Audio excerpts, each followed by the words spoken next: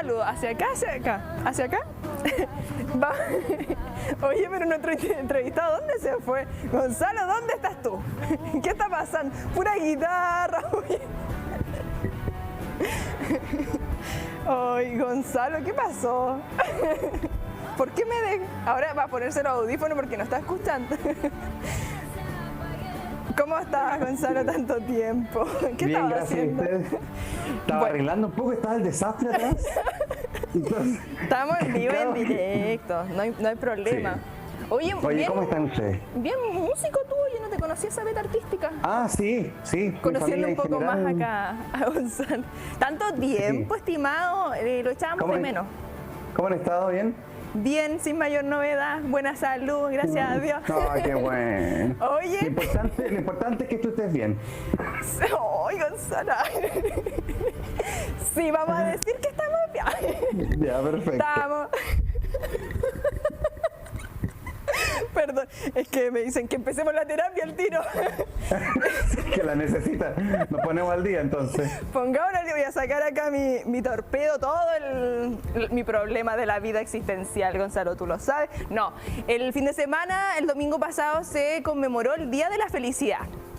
Y a raíz de esto, yo molestando, como siempre, Gonzalo, ¿qué pasa con la felicidad? Subimos en el ranking, yo sé que tú no eres muy creyente de las encuestas y de todas estas tablas, pero subimos en el ranking, subimos un puesto y estamos sexto, o sea, en Latinoamérica. O subimos nosotros o bajó el resto, no sé, porque... Bueno, puede ser, no vamos a entrar en ese detalle, pero claro. Sí, estamos sexto a nivel latinoamericano de este ranking que realizan desde la ONU, que se basa en estos sondeos de personas respecto a qué es lo que los hace felices, cuál es su sensación de felicidad y además con resultados del PIB y los niveles también de libertad. Una temática que hemos abordado anteriormente, pero que es importante también debido a estos días que generalmente... celebramos, conmemoramos, acá depende cada uno cómo lo titulemos, pero es necesario también hacer esas bajadas respecto a qué buscamos, qué nos hace realmente felices y sobre todo ya retomando esta cierta normalidad, Gonzalo, que lo hemos abordado desde otras aristas, el bullying que ha aumentado en los establecimientos educacionales, el nivel de violencia en general. Las altas congestiones vehiculares que veíamos ahí en la Unidad Operativa de Control de Tránsito que generan mayor estrés y todo esto que ocurre post vacaciones, que uno empieza como esta depre de hoy empezó marzo, deuda y la lista sigue y sigue. Sí, pero ahí es que es donde hay que hacer una primera distinción, ¿ya? Yo sé que la pregunta es súper repetitiva, básica pero en buen chileno, ¿qué crees que entendemos por felicidad? Porque creo que hay que... Claro, cuando tú le preguntas a un economista, para el economista la felicidad es que haya un bajo nivel de desempleo y un altísimo PIB y que la inflación esté controlada, porque bueno, para la mirada del economista eso es felicidad, ¿no?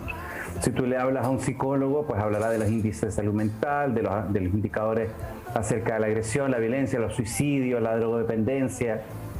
Si le preguntas a un artista, cada uno va a tener una definición de una perspectiva, porque el fenómeno es muy complejo.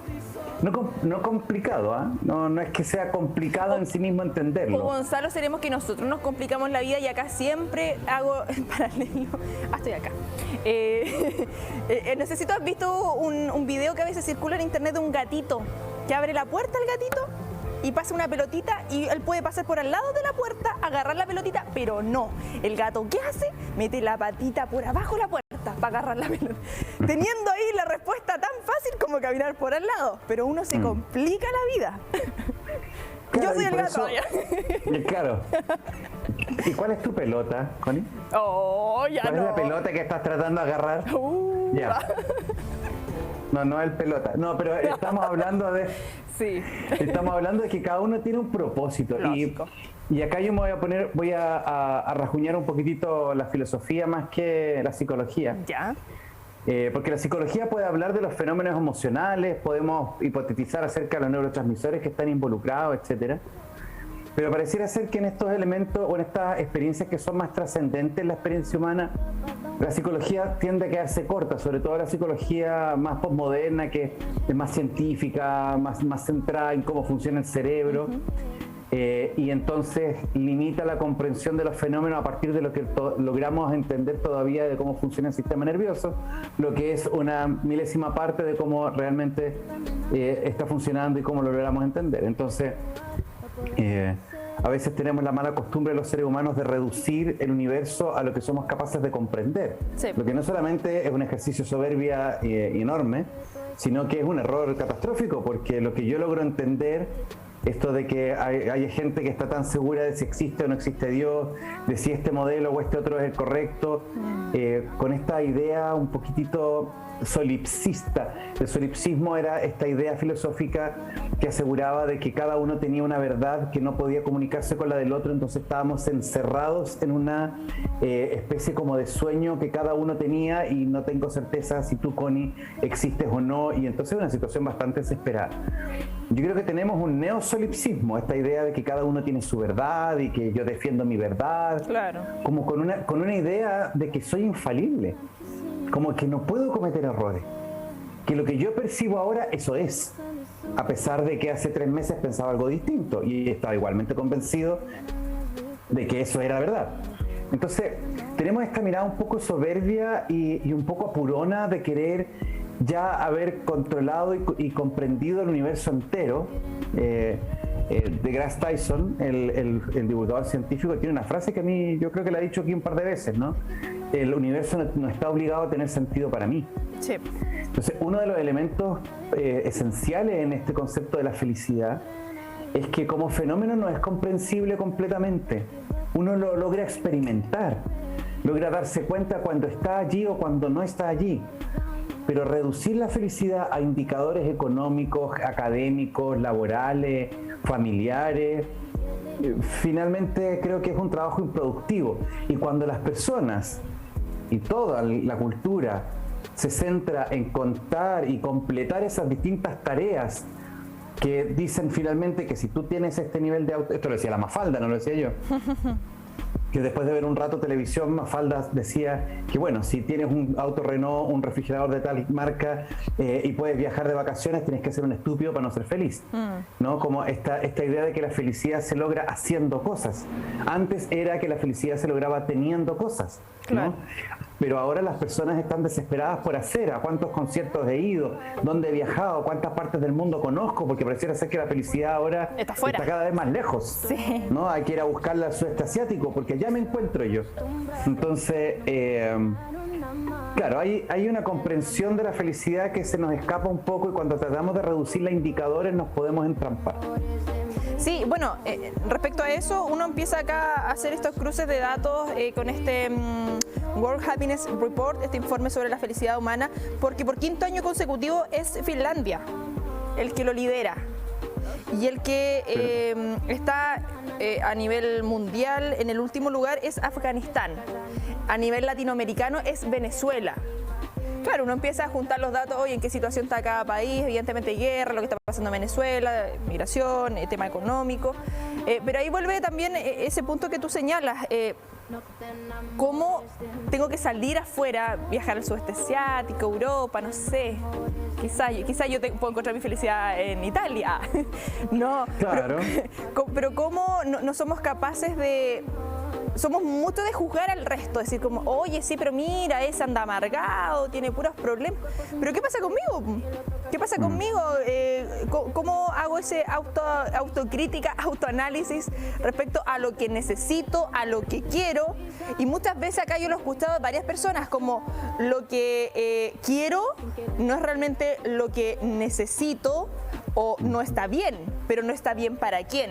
¿Para el resto? ¿Para mí? ¿Para cómo me criaron en mi manera conservadora o un poquito más liberal de ver las cosas? ¿Cómo llegamos a ese punto medio pensando que vivimos en sociedad también? Y que hay que calzar en cierta medida dentro de... Claro, uno no puede llegar a la pega como quiere, hay que mantener ciertos estándares, uno se comporta de una manera en el trabajo, con los amigos, con la familia, etcétera, manteniendo un margen.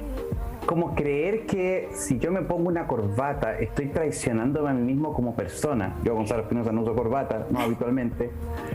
Pero cuando me tocó ser administrativo de una universidad, pues yo tenía que usar corbata, pero hacía nudos de corbata distintos, ¿no? Entonces había qué sé yo, como el Trinity, o habían otros tipos de que no era el típico Windsor clásico. Sí. Y entonces yo lograba expresar mi individualidad utilizando la corbata y no había problema con eso. Ya es como, pero de repente reducimos que para yo poder ser feliz necesito tales y tales y tales condiciones, y que nadie me mire feo, y que nadie opine esto de mí, y que todos estén de acuerdo con lo que yo opino, y que todos aplaudan las decisiones que yo tomo. Y de pronto uno empieza a preguntarse si no es mejor ponerse zapatos que intentar alfombrar el reino. Es decir, si es que acaso yo no tengo que desarrollar ciertas capacidades para soportar el mundo como es, en vez de estar pidiéndole y esperando que mi felicidad dependa de que el mundo cambie para donde yo quiera. Entonces, de pronto vale la pena ponerse zapatitos para ir a recorrer un poco. Y por otro lado, también entender que hay ciertas distinciones o mezclas que hemos ido haciendo en donde entendemos que felicidad, por ejemplo, es bienestar, ¿no? Ahora se habla de la gestión de la felicidad, las empresas, y en realidad hablamos de que lo que se puede gestionar es básicamente el bienestar, es decir... Sí, ahí vamos a tratar de mejorar la conexión junto a Gonzalo Espinosa, psicólogo que nos acompaña acá constantemente en TVU, abordando esta temática de este día que se celebró el domingo pasado, y todo a raíz de este ranking que sacan desde ONU, donde Chile es el 6º país más feliz de Latinoamérica. Ahora sí que sí, Gonzalo. Sí, no sé, esto es una mala señal. No, pero lo que estaba diciendo yo... Perdón, eso fue un poco referente. Lo que estábamos conversando era acerca de cómo confundimos o mezclamos algunos conceptos con felicidad que no son tal, ¿no? Y pensar que la felicidad es comodidad, es decir, que todo el mundo tiene que medir lo mismo que yo, lo que yo quiero, eso es co-modus. Sí. Co significa dos y modus, medida. O sea, uno está cómodo cuando la medida de lo que yo quiero calza con la medida de lo que tengo puesto, ¿no? Entonces, como que la comodidad es un calce perfecto. Entonces, la felicidad tiene que ser que yo calzo perfectamente en esta relación, calzo perfectamente en este trabajo. Y claro, y nada me perturba. Pero es una es una especie como de inmunidad, pero que le estoy pidiendo al entorno que no me moleste, en vez de yo desarrollar la capacidad de no ser perturbado por el entorno. Entonces, el problema del concepto de felicidad que tenemos ahora es que depende muchísimo de lo que otros hacen sobre mí. Y entonces estamos absolutamente neuróticos y desesperados por controlar la conducta y la opinión de todo el mundo, en vez de aprender a estar en paz con que yo no soy monedita de oro, como decían los abuelitos, ¿no? O sea, ¿no? Es cosa de meterse a Twitter nomás, po. Por eso. Es terrible. Pero es que, en realidad, Twitter, yo insisto, yo sigo pensando de que hay una versión recreativa de las emociones, ya. O sea, así como tú vas a ver una película de terror y experimentas la versión recreativa del miedo, o estás con un peluche y experimentas la versión recreativa de la ternura, Twitter es un lugar para experimentar el lado recreativo de la rabia. Nadie tiene que tomarse en serio lo que está pasando allí, por Dios, porque si es el lugar, es el ¿cómo se llama? Es la arena de pelea. Todos los que entran ahí saben que van a recibir golpes, ¿cachai? Y aunque uno esté opinando lo mismo que el otro, no, pero es que... no, pero es que si allí Twitter no es el lugar para encontrar diálogo y concordia, ¿no? Es para el lugar para pelear con los pulgares. Entonces, y sabes que yo quisiera pedir observación sobre algo, ¿eh? No solamente que la felicidad se confunde con la comodidad, no solamente que la felicidad se confunde con el bienestar, que es el tener mis necesidades satisfechas y mis derechos protegidos. Claro. La felicidad tiene que ver con tener un propósito en la vida. Y esto no lo digo yo, lo dice la filosofía existencialista, lo dicen muchos psicólogos, Viktor Frankl entre ellos, que cuando las personas tenemos un propósito en la vida, no es que dejen de ocurrir cosas malas, sino es que uno las vive distinto. Y insisto, está muy de moda recalcar el elemento estresante que tiene, por ejemplo, la paternidad. Ay, que los niños te gastan la plata, que los niños no te dejan dormir, como siempre recalcando lo malo. Lo malo. Así sí, como que es tóxico ser papá, como que el que no tiene hijos, es como un alivio. Esta idea, estos videos tan violentos de la mamá que llora a los hijos que se van de la casa y cuando cierra la puerta se pone a bailar. Yo digo, ¿qué pensará un niño cuando ve eso?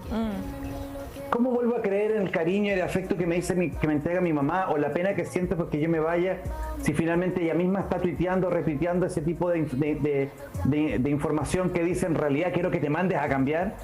Entonces, como que también hay que aprender a tomar distancia de ciertos discursos, porque muy probablemente la felicidad está más cerca de eso que el mercado no te quiere cerca.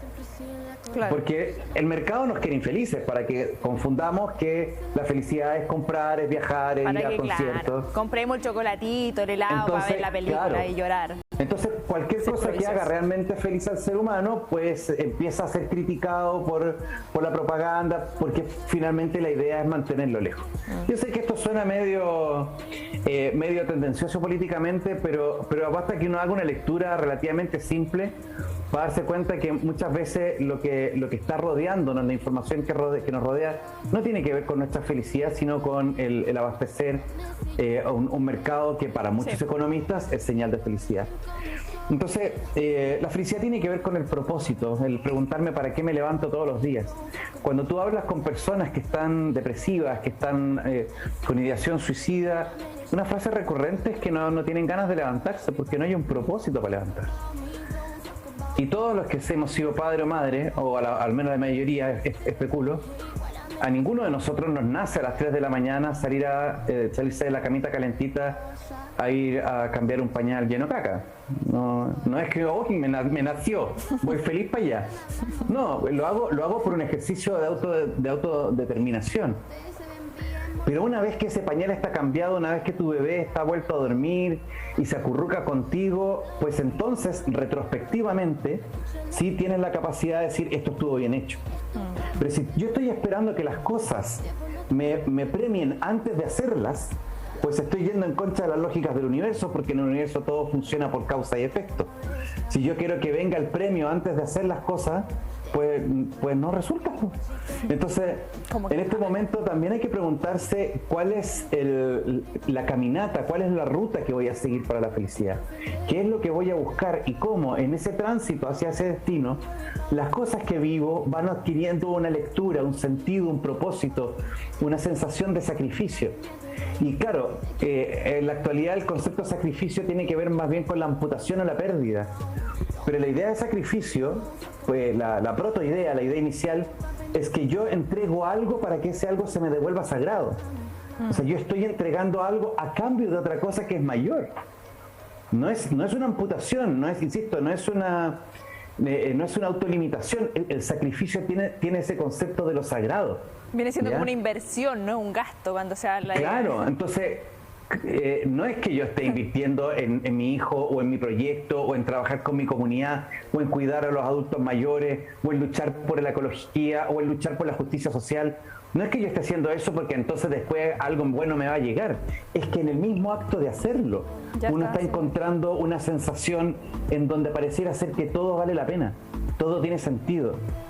Y entonces la persecución o el logro de la felicidad muchas veces tiene que ver con aprender a comer lentejas.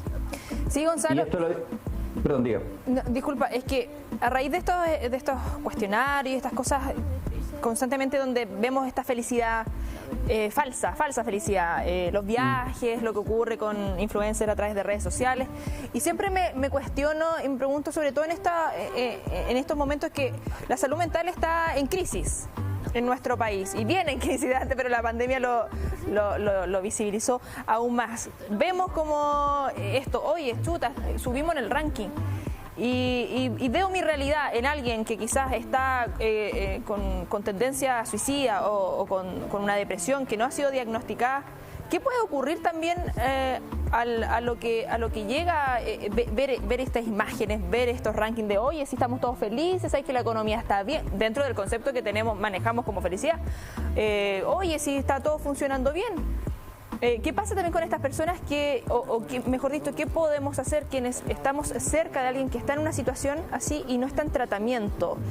Porque asumo que esto se agudiza también al ver reflejado fuera muchas situaciones de falsa felicidad, insisto, pensando en cómo colaborar en ese sentido. Yo creo que lo que más duele, como tú muy bien dices, Connie, es la falsa felicidad. Sí. ¿Por qué te lo digo? Porque si yo soy una persona que está deprimida y veo que otras personas son felices, claro, puede pasar por mi cabeza la idea de que porque ellos son felices y yo no. Sí. Pero aun cuando exista esa idea, yo entiendo que la felicidad es posible.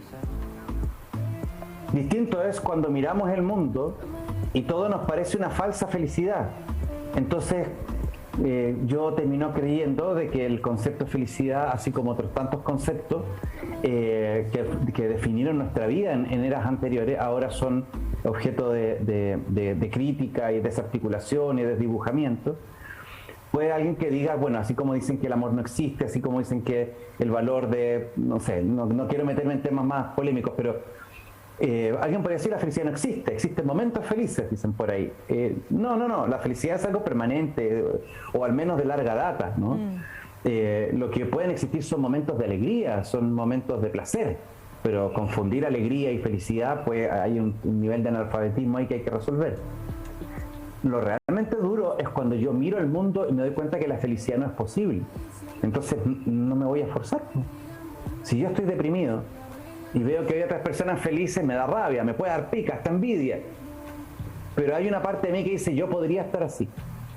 Pero cuando todo el mundo me dice que todos mienten, que yo no dudo que las personas, yo tengo personas cercanas que se han dado vuelta al mundo, que partieron por el sudeste asiático y llevan 5 años dando vueltas, y son personas tan felices como cualquiera, no es que estén más felices o menos felices. Que otro. No, o sea, básicamente la vida es un viaje, ¿no? Te muevas más o te muevas menos.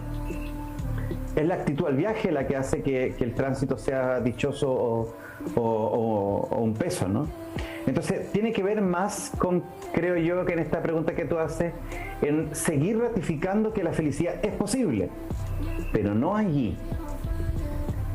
Hay un chiste muy viejo en donde un hombre ebrio a las 4 de la mañana estaba en 4 patitas buscando algo debajo de un farol en la esquina de la cuadra donde quedaba su casa. Y llega su compadre y vecino de toda la vida, lo mira y le dice, compadrito, ¿qué está haciendo acá? Y el amigo le dice, no, lo que pasa es que estaba entrando y me tira llave en la casa y se me cayó, entonces la estoy buscando. Dice, pero vecino, ¿qué está haciendo acá? Si su casa queda como a mitad de cuadra, ¿por qué está buscando la llave acá? No, es que aquí hay más luz. Entonces, uno puede pretender seguir buscando las cosas donde es más cómodo, pero las cosas están donde están. ¿Ya? Entonces, allí está uno en la disposición si va a ir a enfrentar esa oscuridad y a tientas buscar lo que hasta este minuto no ha tenido, o quedarse jugando a la idea de que va a encontrar algo en el lugar que es más cómodo.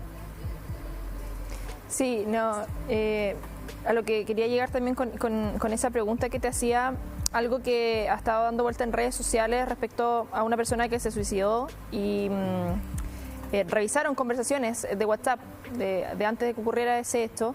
Y lo que tú señalabas, esto, no tengo ganas de levantarme, o no puedo seguir, o no puedo. ¿Y qué es lo que uno tiende a decir? Y por eso también son tan necesarias estas conversaciones, de generar educación respecto, para notar señales. No decirle, oye, como échale para adelante. A lo mejor es necesario otro tipo de contención y que no estamos capacitados. Y en estos momentos donde, insisto, hay una crisis respecto a la salud mental, hay falta de acceso también, tema económico, muchas personas sabemos lo que pasa actualmente en cuanto a los sueldos. No sé, pues, ¿es comer o pagamos el psicólogo? ¿O es pagar la luz, el agua? Muchas veces no da, no se puede simplemente. En esos casos, ¿qué poder hacer cuando vemos a alguien en estas situaciones así? En la contención más rápida que podemos entregar. Sabemos que hay que seguir un tratamiento, evidentemente, y todo lo que significa. Pero en lo más rápido lo que podemos hacer y la ayuda que podamos entregar también a la comunidad durante esta tarde. Hay una pregunta que a mí siempre me ha servido en situaciones en donde alguien expresa que se quiere morir, que no han sido pocas. Mi pregunta casi automática e inmediata es, ¿todo tú se quiere morir? Porque hay veces en que estamos absolutamente cegados por un aspecto de nuestra realidad. Sí. Así como cuando uno se corta el dedo con algo, ¿cierto? Se hace un corte en el dedo Hoy con cuchillo que parece, duele. o con papel. Y todo tu cuerpo desaparece y solamente queda este pedacito. ¿Sí? Sí. Entonces, hay veces en donde sí, el dolor tiene la misión y la capacidad de llamar toda tu atención. Y después de un tiempo, cuando lo único que miras es la parte que te duele, pareciera ser que todo lo demás desapareció. Cuando alguien quiere morir y expresa esa necesidad de morir, la pregunta que hago siempre es esa. ¿Todo tú se quiere morir o esa parte? Porque esa pregunta inmediatamente hace levantar la cabeza y decir, bueno, a ver, ¿habrán otras partes de ti que quieren seguir con vida? ¿No será que esta es una muerte que es necesaria, como una especie de otoño en tu vida, que es necesario dejar partir las hojas que ya sobran para renovarse? Tenemos una mirada bastante poco comprensiva de lo que es la depresión. Seguimos mirándola como una especie de enfermedad biológica, orgánica únicamente. Claro que puede tener su correlato orgánico, pero en términos generales es una pérdida del sentido. Una pérdida del sentido de la vida. Y si finalmente todo esto que se nos promete trajera la felicidad, pues entonces solo se suicidarían los pobres, y no es así. Hay veces, y en mi experiencia, comiendo pescado en la toma de terreno ¿cómo se llama? Sí, pero el estanque, en la toma de terreno del estanque en Lota, cerca, más allá del cementerio. Y cuando íbamos a trabajar con el voluntariado durante 2 años para allá, las mejores conversas que tuve, los momentos más dichosos fue con una pescada al horno de barro, con tomate encima, conversando durante 1 hora y media qué haríamos si nos ganáramos el quino. Entonces, no es necesario todo lo demás. No es necesario todo lo demás. Lo demás pesa, lo demás sobra, y no lo digo yo, lo dicen los libros espirituales de todos lados. Entonces, finalmente, pareciera ser que la pregunta de la felicidad se orienta a decir, bueno, ¿cuál es tu felicidad? Pero no cuál es tu felicidad en el sentido cuál es tu comodidad, o cuál es tu bienestar, o cuál es sino cuál es tu propósito. ¿Sí? ¿Qué te levantó hoy día? Y si alguna vez sientes ganas de morir, bueno, pregúntate, ¿qué parte de ti se quiere morir? Y mátala, entiérrala, dale cristiana sepultura. Y como decía la negra, la Mercedes Sosa, ¿no?